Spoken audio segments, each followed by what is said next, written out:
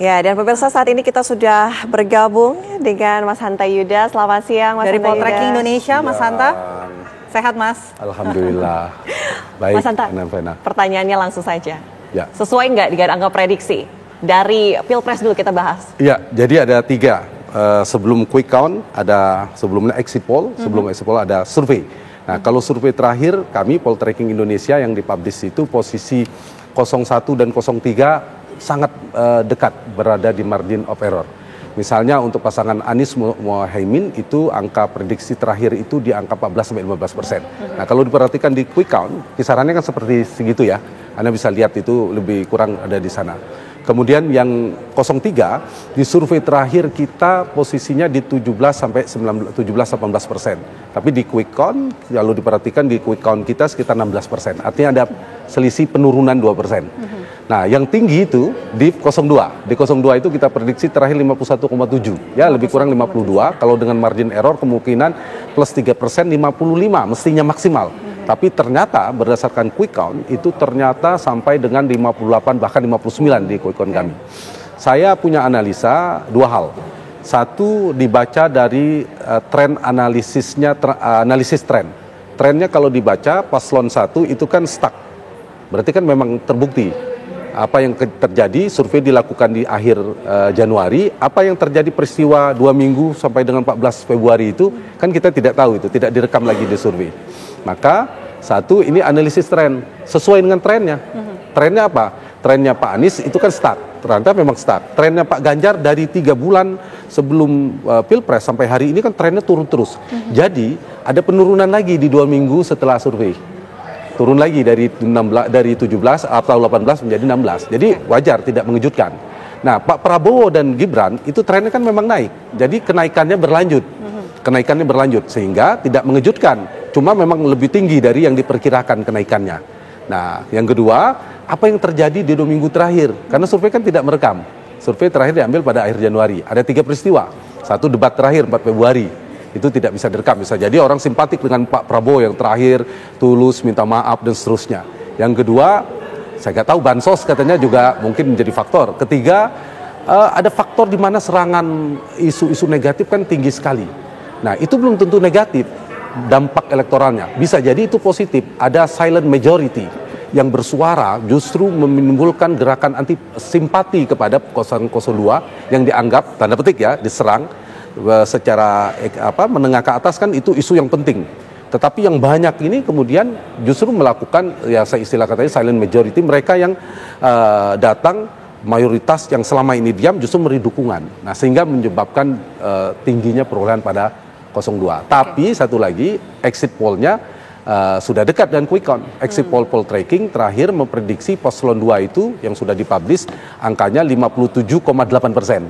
Nah, jadi selisihnya sedikit dengan quick count. Jadi pada jam 10 itu kita udah memprediksi siapa menangnya dan pilpresnya 1 atau 2 putaran. Tapi kan nggak boleh diumumkan.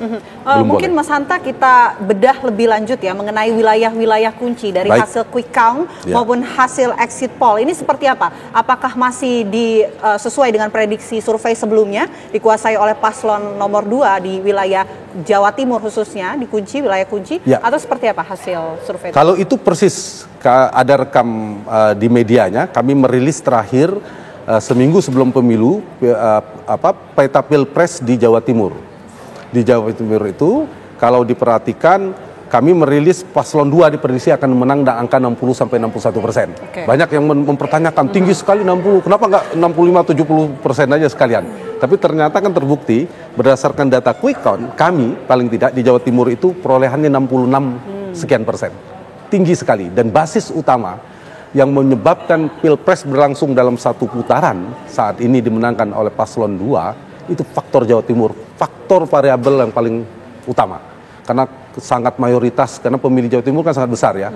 Di Jawa Timur faktor yang sangat menentukan dan itu terbukti sesuai dengan prediksi pemenangnya adalah paslon 2. Dan di Jawa Timur juga banyak faktor, tentu ada faktor bergabung, nanti bisa kita diskusikan.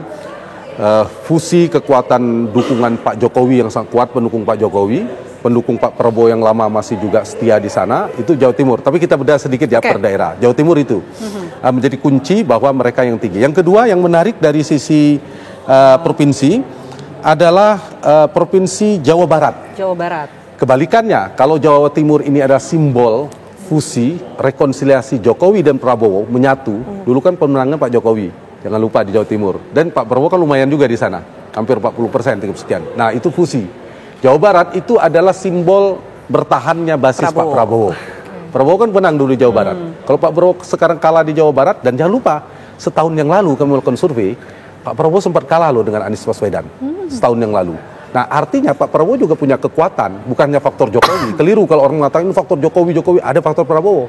Prabowo berhasil mempertahankan basisnya. Di mana? Di basis selamanya, terutama Jawa Barat, Banten, terutama Jawa Barat, pemilih terbesar 17%. Dan ternyata di data survei juga menunjukkan sesuai dengan survei kami juga, terakhir kami memprediksi angka Jawa Barat itu 59%. Di Quick Count 60%. Nah, kita nggak tahu nanti real count, silakan dibandingkan. Di Banten juga? Di Banten juga masih diungguli oleh Prabowo? Diunggulkan Prabowo. Hanya di DKI yang sangat tipis ya dengan Pak Anies imbang. Nah, yang ketiga, ini kata provinsi besar dulu, yang kunci adalah Jawa Tengah. Jawa Tengah diprediksi memang menangnya kami terakhir Pak Prabowo Gibran. Tapi kemenangannya sedikit melampaui prediksi. Perkiraan kita sekitar 47%, sekarang di data survei, di data quick count 53%. Jauh dibandingkan Ganjar yang tadi dianggap tipis. Jadi 3 provinsi besar ini petanya seperti itu, penyumbang utama kemenangan paslon Prabowo Gibran. Dulu rumusnya yang menang 2 provinsi, di antara 3 provinsi ini menjadi pemenang. Sekarang mereka menang di 3 provinsi itu. Jawa Barat, Jawa Tengah, dan Jawa Timur. Jawa Tengah simbol Jokowi perkasa, Jawa Barat simbol Prabowo, dan Jawa Timur